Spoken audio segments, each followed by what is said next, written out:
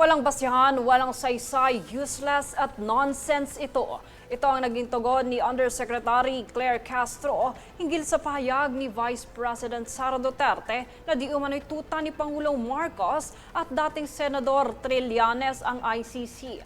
At sa pagiging traidor ni Marcos at Trillanes dahil sa pagpapadala sa kanyang ama sa ICC.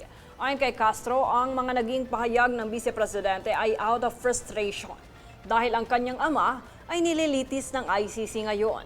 Dagdag pa ni Castro, batas ang pinatutupad ng Pangulo at ito ay hindi kasalanan ng Pangulong Marcos na si dating President Rodrigo Duterte ay nasa The Hague dahil ang kaso ay naisampa noong pang 2017 kung saan ang kasalukuyang Pangulong Marcos ay isa lamang ordinaryong mamamayan.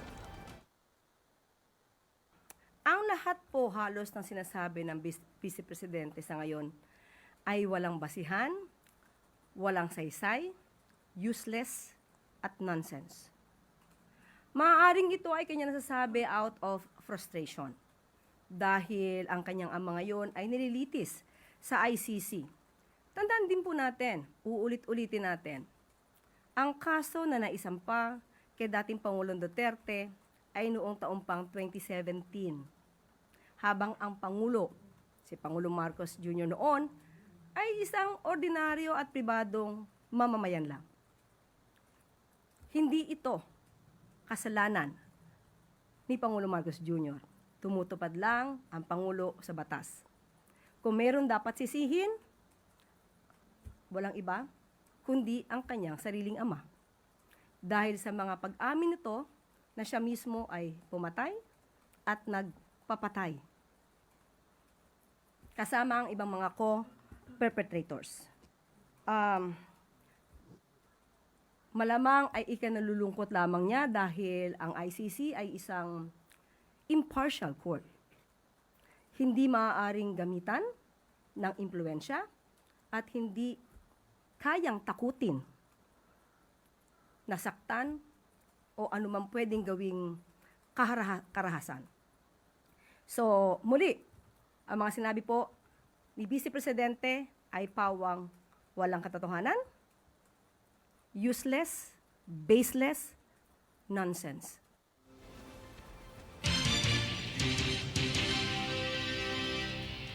Samantala, Bases Conversion and Development Authority o BCDA ay nagkaroon ng initial meeting sa LGU at government agencies para sa proposed PAC Silica Hub sa New Clark City at kasalukuyan din nagsasagawa ng consultation sa mga stakeholders. Ayon kay Undersecretary Claire Castro, base sa report ng BCDA, nagsasagawa sila ng ground assessment para masiguro na magkakaroon ng tamang desisyon base sa accurate assessment on the ground. The Bases Conversion and Development Authority has conducted initial meetings with LGUs and government agencies on New Clark City's development plans, including the proposed PAC Silica initiative. These consultations are ongoing, and we will continue to work closely with these stakeholders as the project progresses. At present, BCDA is undertaking ground assessment activities in the area. These activities are being carried out to ensure that planning and decision-making are based on accurate assessment on the ground and are conducted in a responsible and orderly manner. Sinabi rin ni Castro na posibleng magbago ang ilang mga provisions sa PAC Silica project para sa ikabubuti ng lahat. Hinikayat din niya na ang mga issue na ito na makikipag-ugnayan sa concerned agencies para mabigyan ng solusyon.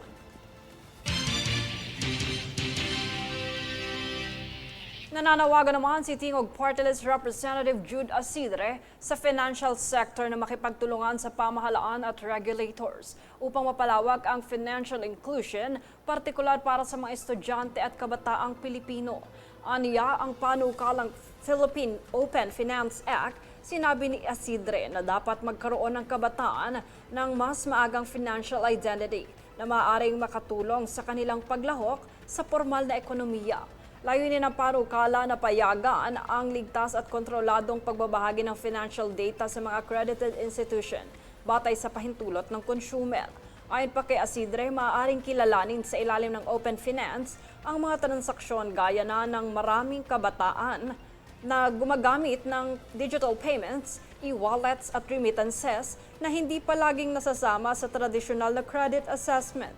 Binigyan din niya na kailangan ang tuloy-tuloy na pagtutulungan ng policymakers, regulators, bangko at fintech companies upang maging mas inklusibo at responsableng bahagi ng ekonomiya ang kabataan. Sa ibang balita, iginiit ng Kamara na patuloy na ipagtatanggol ng Pilipinas ang karapatan sa West Philippine Sea o WPS sa pamamagitan ng international law, diplomasya at pagkakaisa ng bansa.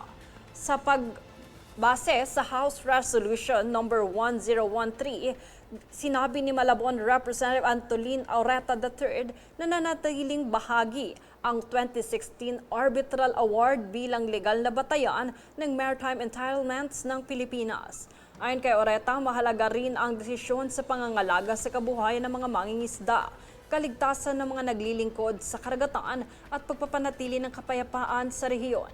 Hinimok din niya ang pamamahagi ng kopya ng resolusyon sa mga paaralan, lokal na pamahalaan at national government agencies upang mapalawak ang kaalaman ng publiko tungkol sa kahalagahan ng arbitral ruling. Nananawagan ang mambabatas na gamitin ang legal na tagumpay bilang patuloy na sandigan sa pagtatanggol sa interes ng Pilipinas sa ilalim ng rule-based international order. Kaugnay nito ay nilunsad ng Department of Environment and Natural Resources o DENR nitong Martes ang pambatang e-book series na The Wonderful West Philippine Sea with Pawi the Sea Turtle.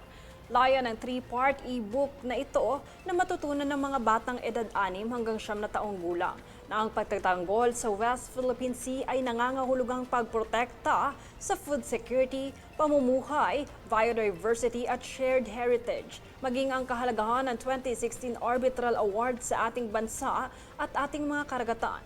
Tampok sa unang e-book ang storya tungkol sa paglalakbay ng isang pawikan sa mga bakawan, lusay o seagrass, coral reefs at iba pang coastal community.